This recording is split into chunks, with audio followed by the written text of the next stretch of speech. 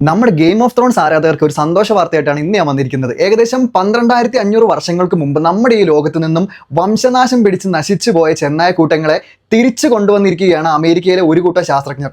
Game of ത്രോൺസിലെ Stark family എടുത്തു വളർത്തുന്ന dare wolf ഏകദേശം 12,500 വർഷങ്ങൾക്ക് മുമ്പ് നമ്മുടെ ഈ ഭൂമിയിൽ നിന്നും വംശനാശം പിടിച്ച് പോയ ഒരു ജീവിവർഗമാണ്.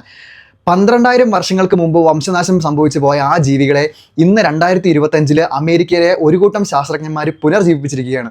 അമേരിക്കയിലെ ടെക്സസിൽ പ്രവർത്തിക്കുന്ന കൊളോസൽ ബയോസയൻസ് എന്ന സ്ഥാപനമാണ് ജനറ്റിക് എഞ്ചിനീയറിംഗിലൂടെ ഈ 3 ചെന്നായ്ക്കളെ പുനഃസൃഷ്ടിച്ചിരിക്കുന്നത്. ഏകദേശം ഒരു 13,000 വർഷങ്ങൾക്ക് മുമ്പ് ജീവിച്ചിരുന്ന ഒരു ഡെയർ വുൾഫിന്റെ പല്ലിൽ നിന്നും ഒരു ഗ്രേ വുൾഫിൽ നിന്നും വേർതിരിച്ചെടുത്ത DNA വഴിയാണ് ഈ 3 ചെന്നായ കുഞ്ഞുങ്ങളെ അവർ പുനർജീവിപ്പിച്ചിരിക്കുന്നത്.